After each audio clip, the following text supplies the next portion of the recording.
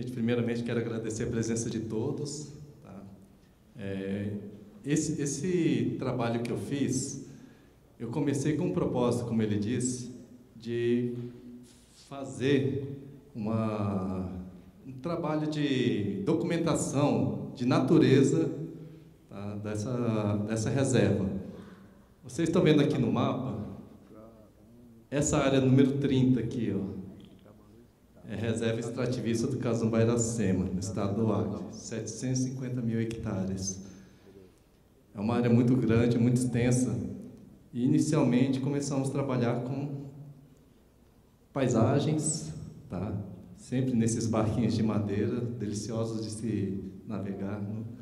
Os rios lá são extremamente barrentos, tá? É natural, e eles variam, na época de cheia, na época de chuva, de 15 metros, e na época de seca chegam a 2 metros de profundidade. Ou seja, é um rio que oscila bastante, porque eles são rios encaixados, né, que dependem dos Andes, do regime de água dos Andes. Então, começamos com natureza, né, comecei a fazer as paisagens, né, sempre acompanhado do pessoal da reserva, né, são seringueiros que vivem há muitos anos na área e tiveram a oportunidade de ter a área demarcada para a sobrevivência deles, né? Então, eles vivem do açaí, como vocês estão vendo aí, né? Essa árvore é a seringueira, para quem não conhece, tá? Uma árvore que, ela ser cortada, ela produz um látex. Muita gente já ouviu falar da seringa, né? Da borracha que vem no pneu, vem em vários materiais, tá? Outras paisagens, né? Como esse é um sol, não é uma lua, tá? Ou o rio Caeté, que é o rio principal dessa reserva. A gente, né, acabou fotografando vários aspectos, né, de vegetação, de animais, né? Para quem não sabe, é uma perereca, um sapinho, né? Outro sapinho, o pessoal até brinca que parece com Ben 10. Ou cobras, né? Esse está aqui, uma muriçoca no focinho. Jacarés. Quem conhece esse bicho? Tatu. E tem alguns animais que não gostam muito de ser fotografados, como esse macaco, que ele ficou um pouquinho bravo com a gente, fotografando, fazendo uma sequência de fotos dele. Esse macaco de olhar triste, né, que é o famoso guariba ou bugio, em algumas regiões. Quem já ouviu falar do gavião real, né, esse foi o primeiro registro de um ninho de gavião real, tá, na Casumba Iracema, que é o gavião real, para quem não sabe, se chama arpia e é a maior ave de rapina, né, dentro da floresta amazônica. Tá? Esse foi o segundo ninho, 2 anos depois, que nós encontramos e registramos também. E o que é, né, mais emocionante do que encontrar uma pegada de onça é encontrar metade da onça olhando para a gente. Né? Só que acontece, a gente foi com um trabalho de voluntariado e no início a ideia era só fotografar a natureza, só as paisagens, os animais, né? Pela minha formação em biologia, meu interesse maior é esse. Só que você começa a se envolver com a comunidade, você começa a conhecer os aspectos, né, de vida, o modo de vida dos seringueiros, e no final você acaba se envolvendo. Então, desde 2012 até 2018, né, foram 6 anos que ainda continuamos a ir, né? Continuamos porque tem amigos, tem, né, companheiros que participam com a gente nesses projetos, né? A gente acaba se envolvendo em diversos projetos, tá? Participando de missas na igreja, né? Esse é um aspecto aqui da simplicidade do povo, quando eles entram descalços dentro da igreja, né? É época de chuva, então, para não sujar a igreja, eles entram descalços. Esse aqui é uma mão cortando uma seringueira para extrair o látex, tá? Que é um dos principais produtos que eles fazem. Para quem nunca viu, né? Esse aqui é o Gilberto fazendo um artesanato, né, a partir do látex. Ele está fazendo a defumação. Tá? Para quem não percebeu, é um jabuti, está em processo, né, de se tornar um artesanato. Esse é o produto quase acabado já.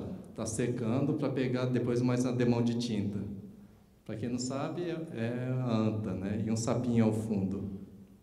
Então, são símbolos da floresta. O jabuti, que é sempre presente na floresta, que faz parte também da alimentação dos seringueiros. Tá? A anta, né, o sapo, nesse caso, ele sempre está presente na época de chuva. Então, são aspectos que eles veem, e por isso eles que reproduzem em forma de artesanato. Essas folhas, já apareceu até na Maria Braga. Essas folhas são feitas de látex, né, e aquelas folhas colocam na mesa, né, como porta-prato, né. Também é utilizado, é uma das fontes de renda do seringueiro, né. Para quem já viu aquelas casas de palha, né, é assim que eles retiram parte da palha deles. Aqui eles transportando para se transformar, né, nessa cobertura dessa casa, uma casa simples, né, de seringueiro.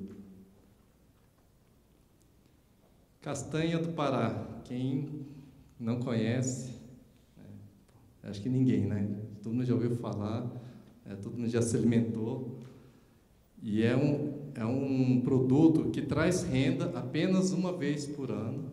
Tá? Eu não sei se vocês já foram na Feira do Paraguai para ver o preço da castanha, né? Ela custa em torno de 40, 50 reais o quilo dela descascada. Tá? Um saco desse, que o rapaz está carregando nas costas, né? Um saco desse pesa em torno de 50 quilos. Tá? 50 quilos dão aproximadamente 4 latas, tá, de castanha com casca. Se você retirar a casca, você tem 8 quilos de castanha. Ou seja, são 8 quilos por 40 reais. Nós pagamos 40 reais num quilo. Eles só recebem o valor de 40 reais por lata. Tá?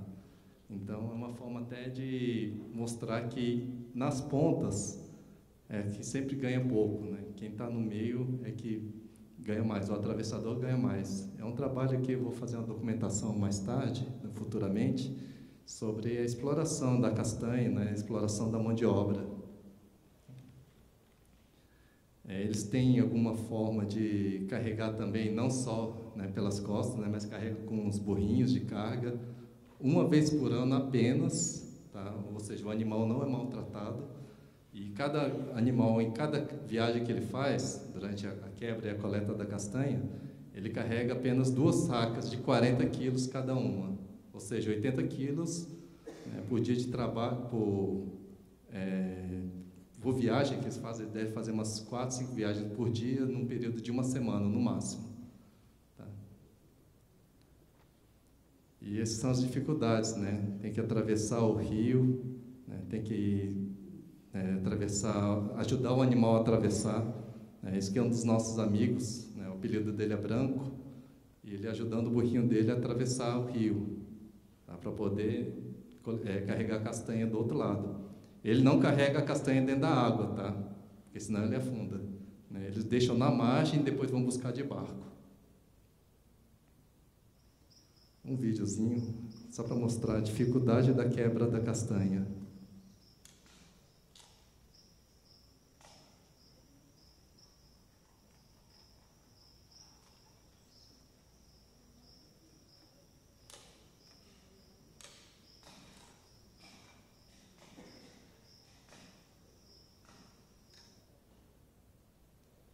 Vocês imaginam quebrar esses ouriços, né, que é o fruto da castanheira, né, durante o dia inteiro, e ainda no final do dia carregar a saca até um destino. Então isso mostra a dificuldade que se é de ganhar dinheiro nessa área, tá? O pessoal fala, eles ganham dinheiro? Ganham, uma vez por ano apenas, e não é justo, né? O valor não é justo pelo trabalho deles. Bom, a produção de farinha, tá? Que é comum no Brasil todo, né? Até pela ancestralidade indígena, né?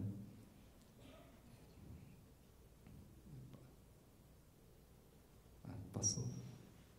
Esse aqui é o Jair, mestre farinheiro, né? Ele especializou na produção de farinha feita com castanha, a farinha de mandioca e torrada junto com castanha, tá? E ele tem ensinado até os índios, né, a fazer esse tipo de farinha. O Emerson, esse rapaz que está na foto, é um rapaz que, na época, ele estava com uns 15 anos. Ele falou para a mãe dele, mãe, eu quero ganhar 50 reais. Eu posso ir lá fazer farinha? Posso fazer 50 reais de farinha? Observem, ele não pediu 50 reais para a mãe dele. Ele perguntou se ele podia fazer 50 reais.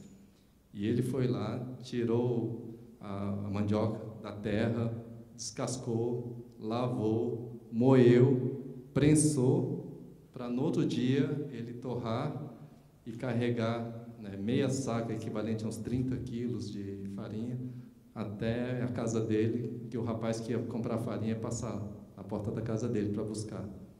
Então, é um conceito diferente de vivência, né? A floresta amazônica, ela te dá tudo, né? Se você souber utilizar, né? E você não passa fome, você não passa sede, você não passa frio, se você for trabalhador, se você lutar. E essa comunidade tem lutado muito, muito mesmo, inclusive para a sua sobrevivência, né? A grande vitória que eles tiveram foi a criação dessa reserva, que é um modelo de proteção, a humanidade de conservação integral, né? E que precisa ser mantida, né? Porque é uma área protegida, né? Menos de 1% foi desmatado para roçado, né? Roçado, para quem não sabe, é onde você planta mandioca, você planta seu alimento, né? Milho, feijão, tá? E, enfim, eles precisam desmatar uma pequena parte para poder sobreviver. Em compensação, os outros 99% dos 750 mil hectares são mantidos. Então, existe um modelo que funciona de preservação. Eles também têm um projeto, né, da produção de açaí. Eu acho que todo mundo conhece, né, o açaí. Só que eles conseguiram replicar um modelo, né, que foi implantado lá, que é completamente higiênico, que não tem problema de contaminação pelo barbeiro. Então, eles carregam, né, eles trazem a açaí dentro de sacos, né, podem ver de moto, não carregam nas costas, não tem contato com o corpo, né. Depois eles fazem a limpeza, né, eles peneiram nessas peneiras mais largas, né, para sair em pedaços de insetos, folhas, etc., né. E lá embaixo tem um tanque com hipoclorito, tá, que é para fazer desinfecção do açaí, né. E o açaí é produzido, né, aquele vinho do açaí é produzido num modelo desse jeito, tá, bem higiênico, bem limpo. Tem um aspecto da escola, das crianças também nessa comunidade, né? Morrem de vergonha de serem fotografados. O futebol, né? Ou seja, nem tudo é trabalho, eles também se divertem. O futebol é uma das coisas mais presentes na comunidade. Oi? Sim, sim. Lá todo ano tem a Copa da Floresta, e tem o futebol masculino e o futebol feminino. Tá? Esse ano, a equipe feminina de futebol, lá do Casumbá, ganhou o primeiro colocado, né? E elas treinam entre elas e treinam com os homens também, ou seja, treinam forte para poder ganhar. Tem as crianças, a alegria, né, o cotidiano das crianças. As festas, tá? Sempre tem as comemorações. Isso aqui foi nos 12 anos da reserva, né? 10 anos a reserva em 2012. Tá, obrigado pela correção. Alguns elementos, né, da fotografia, né, da simplicidade das crianças novamente.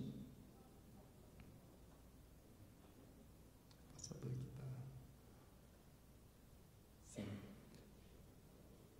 Eu acho importante, quando você está numa comunidade, tentar mostrar todos os aspectos, né, do modo de vida deles.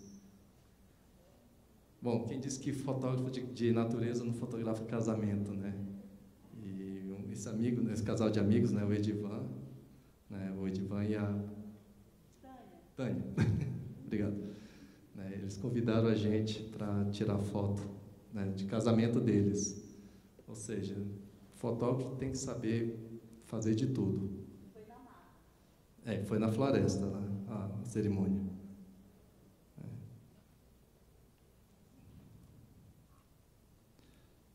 Mais coisas do cotidiano, da alegria das crianças.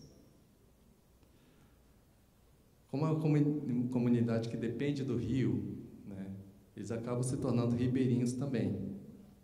Então, nós temos aqui, né, a pesca com tarrafas, né.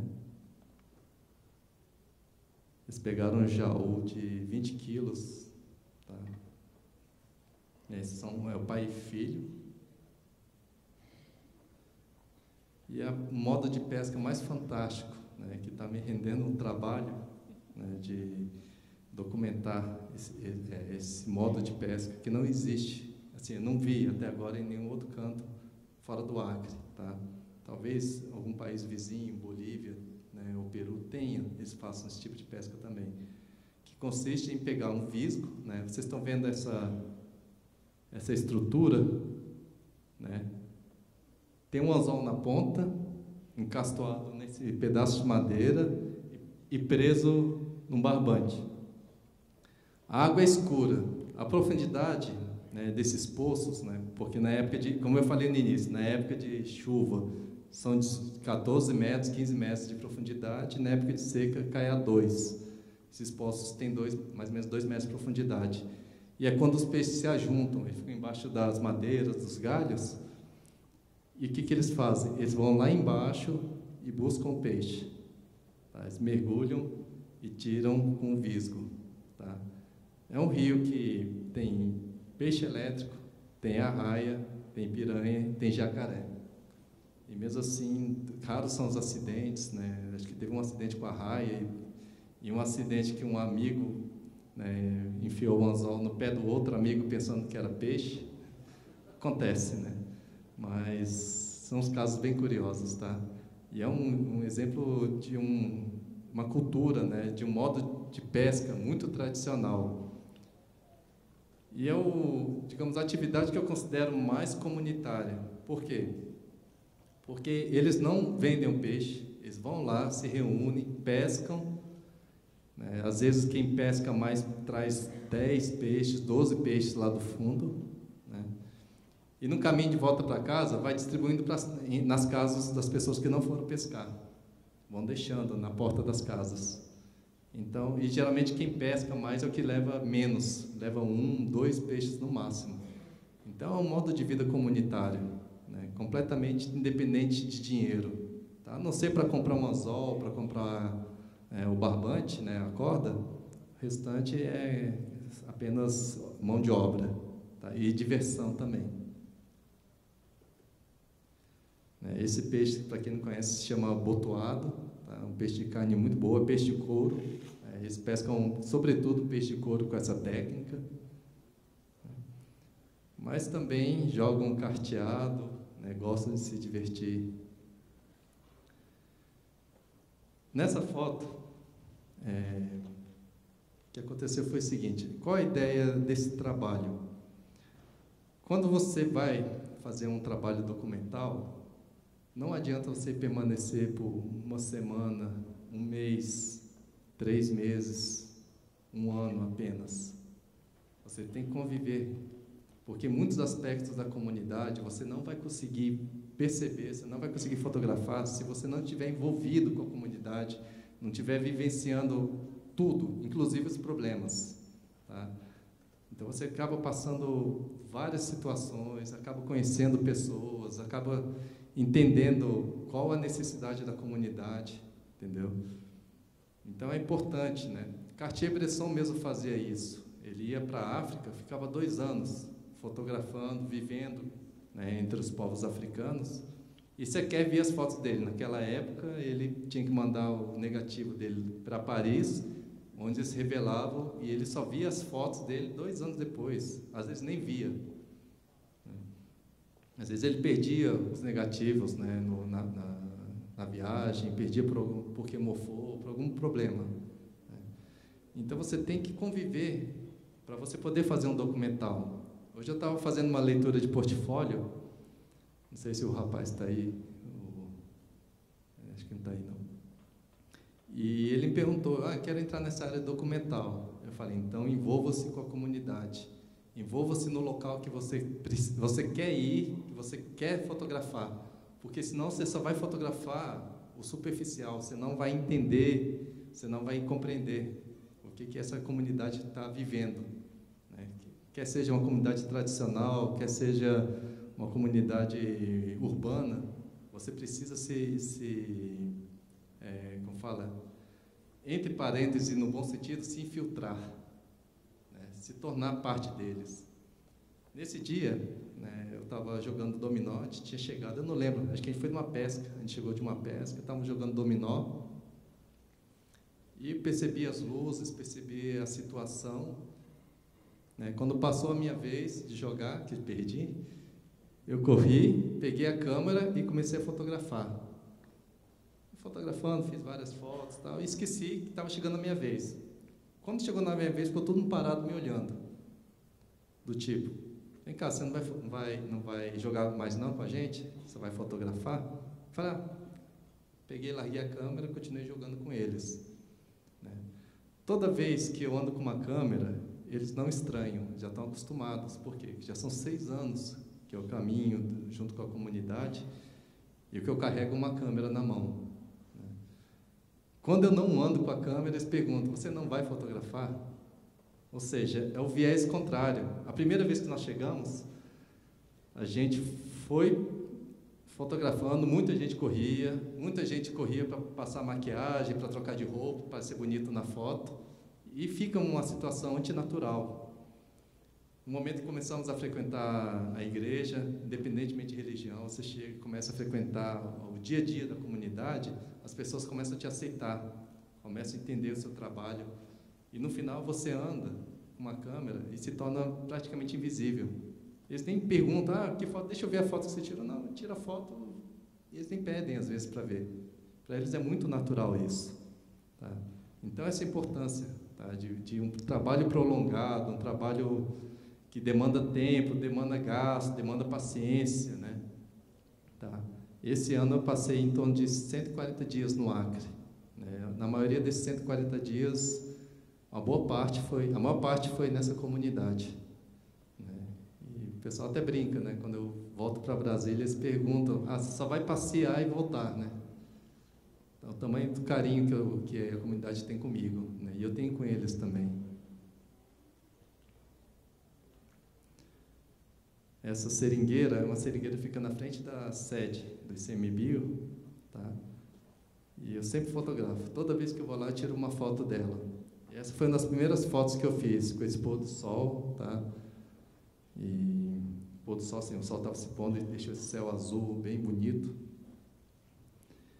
E me veio uma frase do Cartier-Bresson, né, que diz o seguinte: o homem em sua vida, tão curta, tão frágil, tão ameaçada. Eu acho que essa frase, ela retrata bem a necessidade da gente documentar comunidades tradicionais aqui no país, quer sejam seringueiros, ribeirinhos, quebradoras de babaçu, marisqueiras, indígenas, tá, quilombolas, não importa. Mas o que é importante é você se tornar invisível na comunidade, tá bom? Quero agradecer à UPS pelo apoio que, né, vai esse trabalho, né, a Brasília Photo Expo pela oportunidade, né? E o apoio do ARPA, né, que eu acho que sem esse programa a gente não teria nem a Amazônia preservada, Instituto Chico Mendes, que precisa se manter, precisa continuar existindo, e o meu amigo Alberto, não sei se ele está aí, da Tecnofoto. Aí, Alberto, obrigado aí, viu, pela sua força, é o cara que salva meus equipamentos, né? Toda vez que tem algum problema, Alberto, me salva aqui, tá joia? Então é isso, gente, obrigado.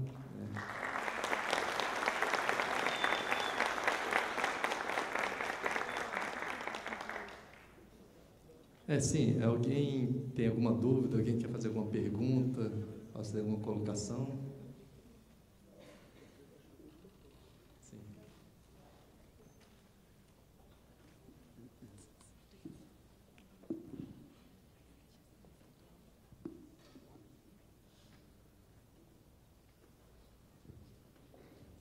Boa tarde, Rubens. Boa tarde.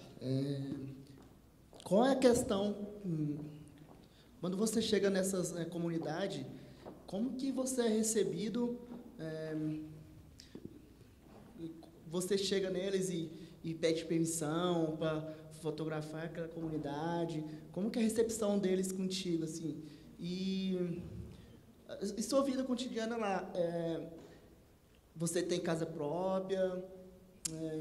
Sua vida financeira lá, como funciona assim? Bom, uma pergunta muito interessante, muito importante. Bom, primeiro, assim, no início a gente foi apresentado pelo ICMBio, porque o ICMBio que faz a gestão da área, tá? Então a gente foi apresentado e a comunidade nos recebeu com uma certa desconfiança, né? Porque aqui esse japonês aí vindo fotografar a gente, às vezes eu chegava com a câmera, a pessoa já ficava meio, né, receosa. Eu acho que são as atitudes que vão mudando esse modo deles te verem, né? Então, uma coisa que eu recomendo, né, o que aprendi também, né, no começo eu não era assim, mas hoje eu até faço desse jeito, que é você no início, chegar sem a câmera. Por mais que aconteçam cenas, chegue sem a câmera. Se apresente, se mostre, fale quem você é. Você percebe quando a pessoa quer ser fotografada e quando ela não quer. Você não precisa nem, né? Obviamente, você tem que pedir permissão ou para o líder da comunidade ou para o órgão. Às vezes é uma comunidade que é particular, não está envolvido com nada do governo, né? Não tem um ICMBio ou algum órgão do Estado, né? Você tem que conversar com a liderança, pedir permissão, né? Às vezes até fazer um documento para pedir autorização das imagens, né? Então, você tem que ter todos esses cuidados para preservar tanto a imagem da comunidade quanto o seu lado também. Tá? Você me fez outra pergunta também, né? Sim. Bom, eu tive a sorte, né, esse trabalho foi um trabalho voluntário com esse ICMBio.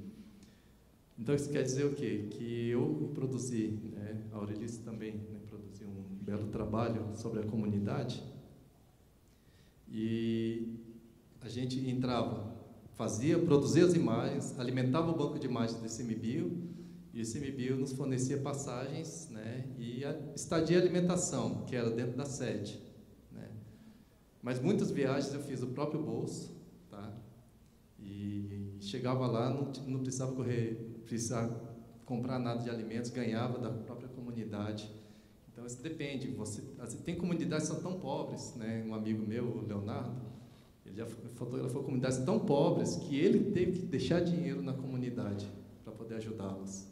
Então, tudo depende. Você tem que estudar um pouquinho antes, onde você está indo, o que você pretende fazer. Isso tem que ficar claro para o pessoal da comunidade. O que você pretende fazer? Você quer fazer um livro? Quer fazer uma exposição? Né? Tranquilo? Boa tarde, tudo bem? Bom. Cara, eu acho muito interessante a sua perspectiva de mostrar a comunidade como um todo. Eu acho que deveríamos ter mais pessoas inclusas no meio, né? Não só a cidade, né? Coisas assim, entende, né? A pergunta que eu quero te fazer é o seguinte: desde do término da sua graduação, até você chegar à conclusão de que você queria trabalhar em uma comunidade, demorou muito tempo ou foi tipo de imediato, ou já era um sonho que você tinha para realizar mesmo? Nossa, a pergunta é muito boa também. Tá? Bom, minha formação é biologia, né, e eu comecei a fotografar desde 2001 por causa da biologia. Então, eu fotografava bichinhos, comecei com sapos, depois fui para outros animais, depois fui para paisagem e acabei virando fotógrafo de natureza. E o fato de ter me envolvido com a comunidade, de ter percebido as necessidades, de ter percebido cenas, me fez trabalhar com documental. Ou seja, acabei assim, me transformando, né? Acabei mudando esse direcionamento. Gosto, continuo fotografando natureza, mas para mim natureza hoje, o homem, o ser humano não é externo à natureza, ele pertence. Né? E comunidade tradicional pertence também à natureza. Então você pode integrar os dois assuntos num só. Tá? O documental, natureza, fotografia antropológica, tá? Etnofotografia, são áreas que estão muito ligadas à natureza. Eu sabia que no começo que eu queria fotografar principalmente bicho, né? Mas o bicho, o homem, não estava nos meus planos. Mas depois eu fui me transformando, fui percebendo a necessidade de mudar esse viés. Ou não mudar, mas acrescentar. Certo? Respondido? Obrigado. Mais alguma pergunta?